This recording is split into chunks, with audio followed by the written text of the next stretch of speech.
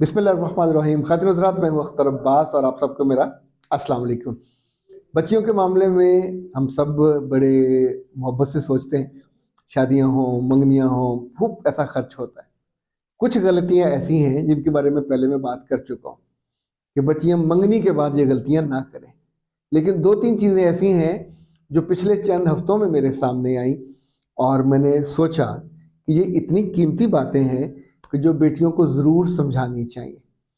इत्तेफाक से आज उसी मौजू से जुड़ा हुआ एक सवाल भी आया।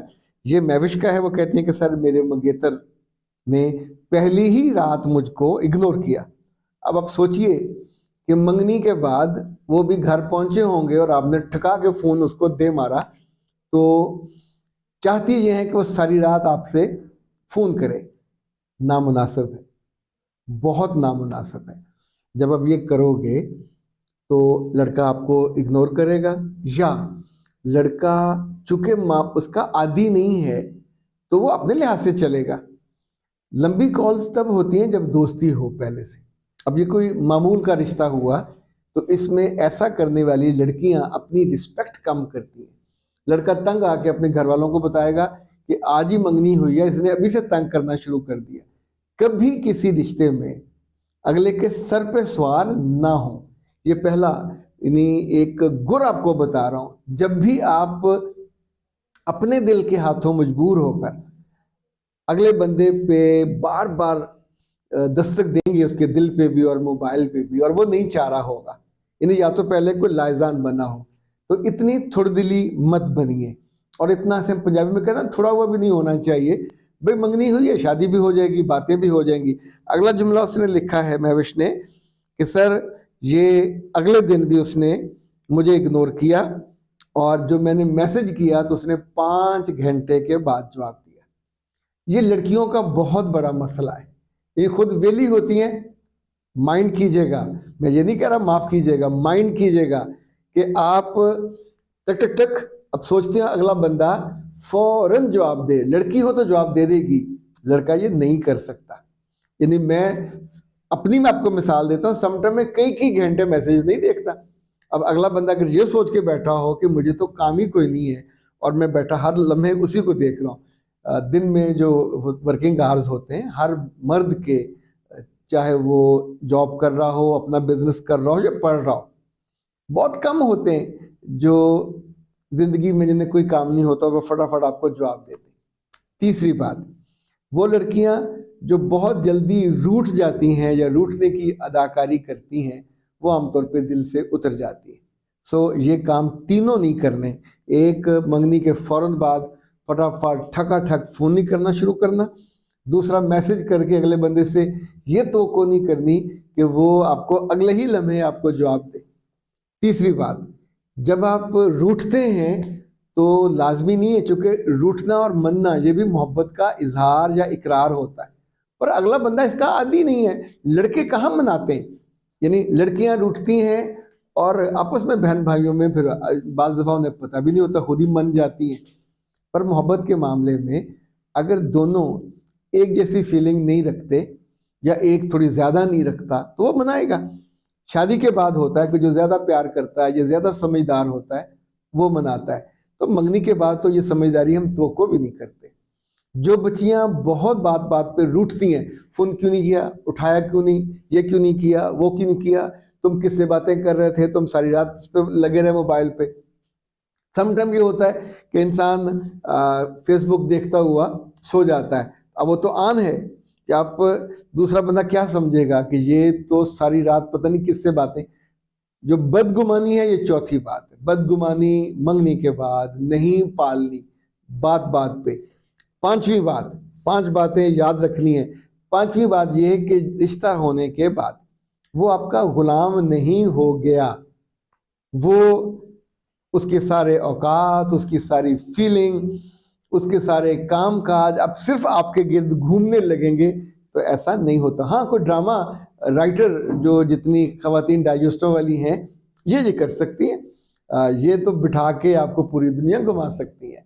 ये तो हर लम्हे, इवन रोटी में से आपकी शक्ल भी दिखा सकती हैं। ये तो आलू खाते हुए उसमें से भी आवाज़ें निकाल सकती हैं, कुछ भी कर सकती हैं। पर मेरे बच्चों, प्रैक्टिकल लाइफ में ये नहीं होता। तो ये जो नादानियां हैं कि उसने जवाब क्यों नहीं किया, उसने ये क्यों नहीं किया, उसने वो की ना, 5 बातें मैंने बताई हैं, पांचों को दोबारा सुन ले, ये नहीं करना। और आप करोगे तो फिर करके देख लीजिए, उसके नतीजे में ख्वारी होगी, दिक्कत होगी, खुशी नहीं होगी। सर जी ये लॉयल हैं, अल्लाह जाने किससे लॉयल हैं। सर जी मेरी सास ने पहली रात ही बड़ा जुल्म किया। ओके, ये दिलचस्प बात है हमारे लिए, उनके लिए नहीं। शादी के पहली रात ही सास अपनी बेटियों के साथ हमारे कमरे में आ गई और सारी रात वहीं बैठी और वहीं सो गई। अब ये जो सास ने किया, इस पे कोई एहतजाजी प्रोग्राम नहीं किया जा सकता। बुनियादी तौर पर ये ज़हनी मर्ज है, और ख़वातीन में बड़ी उम्र के साथ, जितनी ख़वातीन पिछले कई सालों से मेरे साथ हैं, तो जब उनके फ़ोन आते हैं तो सबसे ज़्यादा वो इस बात का खुशी का इजहार करती है कि उनका माइंडसेट बदला, उनके दिल बदले, दूसरों के लिए स्पेस पैदा हुई। तो अब इस सास ने बेटे के कहने पे या ख़ानदान के कहने पे उस प्रेशर में आके शादी तो कर दी, लेकिन बेटी की मोहब्बत में रत्ती बराबर भी वो जानती है कि बेटा शादी हुई है, खातून से, अपनी बीवी से मिलेगा, उससे मोहब्बत बढ़ेगी, होगी। तो अभी 100% की वो मालकियत थी, तो वो 10% देने पे भी तैयार नहीं है। आप सोचिए कि उसी बेड पे जो दुल्हे और दुल्हन का है, आप सोचें कितनी नॉनसेंस बात हमको लग रही है, पर she is doing, she is acting और शी इज अप्लाइंग। उसने पहले पूरा डिजाइन किया होगा कि जब आएगी कैसे चीजों को डिले करना है, फिर डिले करते करते, अच्छा बेटा आमतौर पे जिस तरह के हमारे यहाँ होते हैं लजे लजे से, वो तो अपनी माँ को या बहनों को ये भी नहीं कह सकता कि आप लोग जाओ, क्योंकि वो कहेगा तो कहेंगे तेनू बड़ी जल्दी है, तेनू बड़ी मुसीबत है, तेनू बड़ी आखिर आई है। तो सबके सामने वो उसकी ला के उतार के हाथ में पकड़ा देंगी और उस गरीब के पल्ले कख नहीं बचेगा। तो मोस्ट ऑफ द बॉयज वो आमतौर पे फिर अवॉइड करते हैं कि माँ से ऐसा कुछ ना कहें। पहले अगर आपको याद हो तो हमने वो नंद का शेयर किया था कि जो आके उसने कहा जिद की कि मैंने यहीं सोना है, और दोनों के बीच में वो सो गई, बड़ी थी। और बाज माएँ बहुत सी नहीं ऐसी ऐसी बेवकूफ़ाना बातें और हरकतें करती हैं कि खुद आप सुन के आपको हंसी आती है, लेकिन इस तरह की बात सुन के हंसी नहीं आती। अब ऐसी उम्र रसीदा औरतों की ज़हनी हालत का इलाज भी नहीं हो सकता।